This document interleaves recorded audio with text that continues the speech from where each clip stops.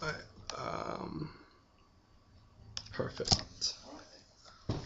Alright. So, could you describe your first job again? So. Well, that a circulation desk Yeah. at the Fargo farm in the newspaper. Okay. That was my very first job. Did you like it there? Yes. Yeah. Well, what were you doing while you were there? I took care of the circulation desk, waiting on all the people that came in and so forth. Yeah. What did you, or when you were younger, what did you picture yourself doing when you were older? Like, where did you see yourself? As a what? When you were younger, like in your high school years, where did you picture yourself when you had gotten older? Like, where did you see yourself living, and like career-wise? Just having fun. Yeah. No, I knew I was going to go on to school. Mm-hmm. And, you know, Noli, I thank the Lord for the education I had, because I handled all those jobs. It was just, I don't mean to brag, but like everywhere I could handle any type of work. Like at the last, I worked at Fircrest School, the school for the mentally retarded, Mm-hmm. in personnel for 23 years there. But and what I really mean is that I was suited for office work. You know what I mean? Mm-hmm. That was what I was really trained for and good at. And not to brag, but I had the best memory. I never forgot anything. I remembered everything. I remembered the people, I remembered the events. You know what I mean? Mm-hmm. It was what I needed for what I was doing. Yeah.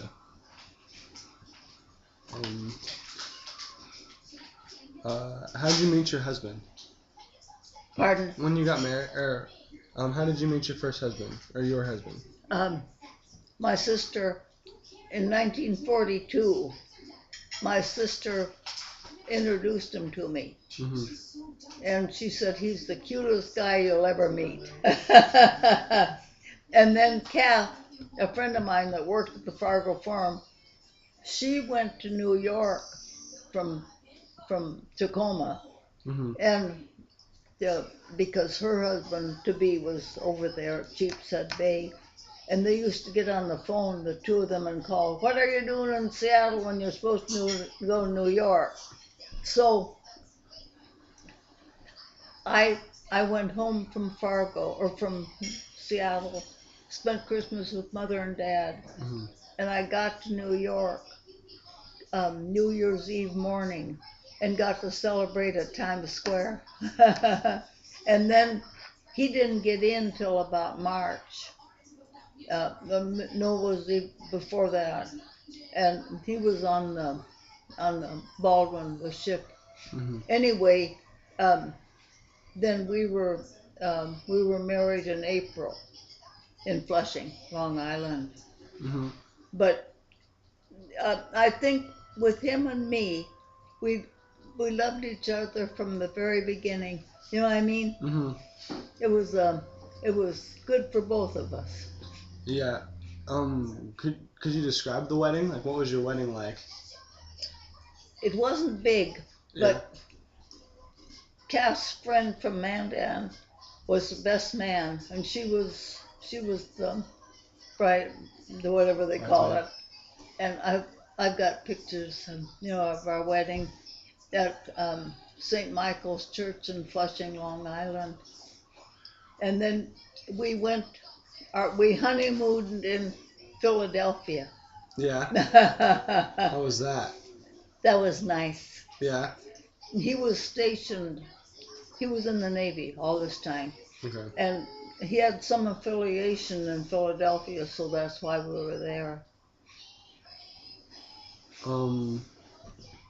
We didn't have a big wedding. Yeah. It was nice. A very nice wedding, yeah. That's cool.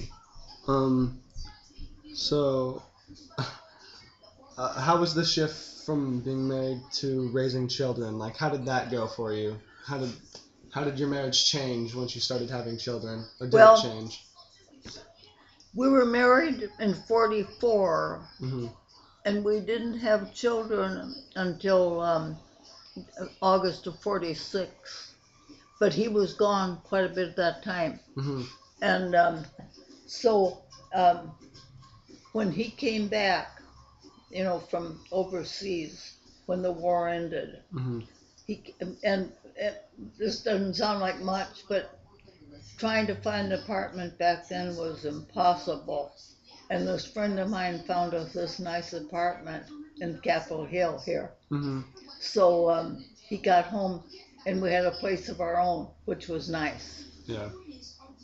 And that was in 45. And then he worked at Pier 91, Navy, Mhm. He stayed, no, he wasn't still a sailor, but he worked for the Navy. And he had, he worked there, he died very young. Mm-hmm. He died when he was 43, when Kelly was 6, and the girls were teenagers. Yeah. But I know something. We truly loved each other. You know what I mean? Mm-hmm. I'll tell you a little joke. Yeah. One time my neighbor fixed me up with a date to go someplace. And so I went with them and him. I don't know his name even. Yeah. And when we came home, instead of having him walk the door with me, I opened up the door and I ran as fast as I could into the house, and I thought, Willie is going to be so mad at me. I felt so guilty. Just kidding. He wouldn't have liked that. Yeah. What year was that? Huh? What year was that? Where was it? What year? You remember the year? Well, he died in 64, Mm-hmm. so it was maybe 65, Okay. 1965. But I felt so guilty. Yeah. I never touched that other guy or anything. When I think back, that was funny. Yeah. But I never was on the lookout for anybody because Willie wouldn't have liked it. Yeah. Well, then how was it for you raising children? Like, how was it for you raising children then? Like, Good. It was good? Yep. We had Peggy, and Yeah. a year later Nan, and a year later Terry, Uh-huh. and then 2 years later Kathy. And then we had a little boy born 2 years after that, and he died. Oh. Well, he was Down syndrome, they called it. Oh, yeah. And then we put him in from the hospital in a place in Spanaway, Washington, Mm-hmm. and it was very expensive. So I went to work. I went to work the day Nancy started kindergarten, and I had a nice lady, her name was Lucille, that stayed with the girls.